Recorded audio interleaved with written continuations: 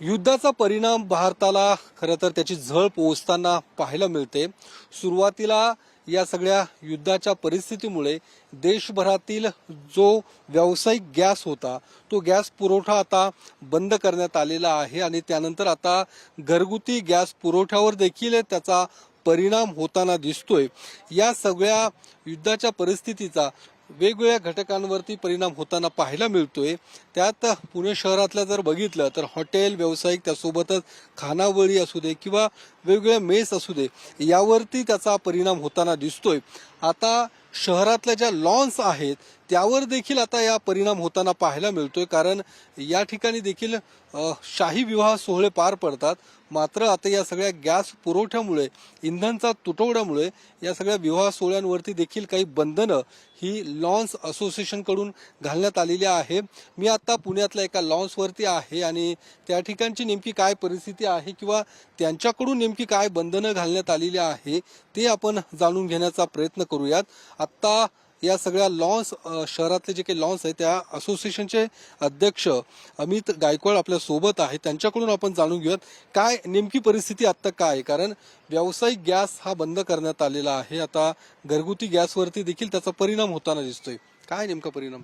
म्हणजे तसं बघायला गेलं तर भारत देश आपला या युद्धामध्ये प्रत्यक्ष सहभागी नाही, परंतु जिथनं भारत देशाला या सगळ्या गोष्टीचा पुरवठा होतो तोच पुरवठा आता स्कॅनरमध्ये आलेला आहे आणि गेले कित्येक दिवस त्याचा मुबलक पुरवठा होत नाहीये। दुर्दैवाने आज आम्ही इथं आमच्या असोसिएशनमध्ये अनेक लॉन्स आहेत, अनेक खानावळी आहेत, अनेक रेस्टॉरंट आहेत। ऑलरेडी आम्ही ज्या गोष्टीला जास्त अग्नी लागतो, गॅस पुरवठा ज्याला जास्त होतो त्या गोष्टी मेनूमधनं आम्ही कमी केलेल्या आहेत आणि लोकांमध्ये आता धास्ती आहे की ज्यांनी आधी बुकिंग केली त्यांचे विवाह सोहळे आहेत त्यांना तर विवाह सोहळे पूर्ण येणं गरजेचेच आहेत।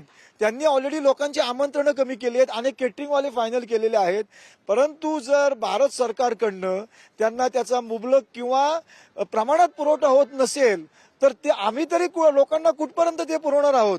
त्यामुळे एक प्रकारचे परवाने भांबवलेली परिस्थिती आहे आणि पुढच्या बुकिंगवर त्याचा परिणाम झालेला आहे। त्यामुळे लोकांची संख्या कमी होणं, ज्या गोष्टीला ज्या पदार्थांना जास्त अग्नी लागतो त्या गोष्टी आता मेनू कार्डमधनं बाजूला झालेल्या आहेत। म्हणजे आज शाही विवाह सोहळे आपण म्हणतो, अनेक लोकांना आमंत्रित करतो आपण, वेगवेगळ्या प्रकारचे बुफे ठेवतो, त्या बुफेच्या विविध प्रकारच्या आयटमवर सुद्धा मर्यादा आलेली आहे आणि लोकांनी जर उदाहरणार्थ 100 पदार्थ ठेवले असतील ते आता 50 पदार्थांवर आलेले आहेत। आज हॉटेलमध्ये सुद्धा तीच परिस्थिती आहे। मेनूमध्ये जे 100 पदार्थ असतील, ज्या गोष्टीला जास्त अग्नी लागतो, गॅस लागतो, त्या पदार्थांवर पण आता मर्यादा आलेली आहे। 50% मेनू आलेले आहे। तर कुठंतरी आज प्रशासनाला सहकार्य करण्यासाठी हॉटेल व्यावसायिक असतील, आम्ही लॉन ओनर्स असोसिएशन असो, या सगळ्यांनी एक चांगलं पाऊल उचललेलं आहे। पण प्रशासनाने पण या सगळ्याचा विचार करून एक योग्य प्रमाणात या सगळ्याला पुरवठा देणं गरजेचं आहे, ज्याने दोघांसाठी विन विन सिच्युएशन असेल। कारण की विवाह सोहळा हा एखाद्या माणसाच्या आयुष्यात होणारा एकमेव सोहळा असतो, दरवर्षी तो होऊ शकत नाही, तर त्यांना पण न्याय देणं गरजेचं आहे। आणि युद्धजन्य भूमीमध्ये जी आपली स्केअरसिटी निर्माण झाली आहे ते बघता या दोन्ही गोष्टीचं सांगड घालून भारत सरकार किंवा महाराष्ट्र सरकारने यातनं मध्यम मार्ग काढावा अशी आम्ही विनंती करतो। पण या सगळ्या विवाह सोहळ्यांचे जे बुकिंग आधी झालेले आहेत काही बुकिंग रद्द करण्याची वेळ देखील आलेली आहे आपल्यावर? अजून तरी कुठलीही बुकिंग रद्द झाली परिस्थिती होऊ शकते पुढच्या काळात? परंतु पुढच्या होणाऱ्या बुकिंगवर याचा निश्चित परिणाम झालेला आहे। कारण की लोक म्हणतात की जर हे युद्ध थांबलं नाही आणि हा जर पुरवठा सुरळीत झाला नाही तर ज्या लोकांना आम्ही आमंत्रित करतोय त्यांना आज भोजन हा फार महत्वाचा विषय असतं। ते असं म्हणतात की बाबा लग्न असतं 2 कुटुंबासाठी पण वराड येतं भोजनासाठी, तर त्यांना जर तुम्ही व्यवस्थित दिलं नाही तर स्वतःच्या विवाह सोहळ्याची तुम्ही एक प्रकारे चुकीची प्रतिमा निर्माण करताय। तर या सगळ्यातनं भारत सरकार, महाराष्ट्र सरकार यांनी एक योग्य निर्णय घेऊन या सगळ्यांना न्याय द्यावा अशी पुनश्च एकदा विनंती करतो। पण या सगळ्या तुम्ही जसं म्हणता या शाही विवाह सोहळ्यातनं काही पदार्थांना कट मारावा लागतो, कुठले पदार्थ जे आहेत त्याला कट मारण्याची वेळ तुमच्यावरती आता आलेली आहे? कारण ज्याला अग्नी खूप लागतो असे कुठले कुठले पदार्थ तुम्ही आता सध्या? तळणीचे आयटम आले, त्यामध्ये डोसे आले, सगळ्या गोष्टी की ज्याला सारखा अग्नी तुम्हाला तेवढ ठेवावा लागतो, हे सगळे पदार्थ आता नॅचरली बाहेर झालेले आहेत।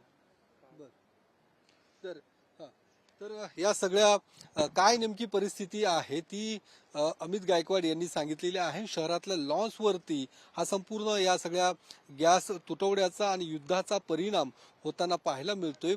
या ज्या बुकिंग आधीच्या झालेल्या त्या ठीक आहेत, मात्र यापुढच्या काळात ज्या नव्याने बुकिंग होणार आहेत त्यावरती अधिक परिणाम या सगळ्या इंधन तुटवड्याचा होणार आहे. त्यासोबतच ज्या पदार्थांना गॅस अधिकचा लागतो ते पदार्थ आता या सगळ्या जेवणावळीतून कट करण्याचा निर्णय देखील लॉन्स ओनर्स असोसिएशन कडून घेण्यात आलेला आहे. त्यामुळे यातला मध्यमार्ग काढण्याची गरज आहे असं देखील असोसिएशन कडून सांगितलं जाते. कॅमेरामन अभिजित पिसेसह योगेश बोरसे, TV9 मराठी, पुणे.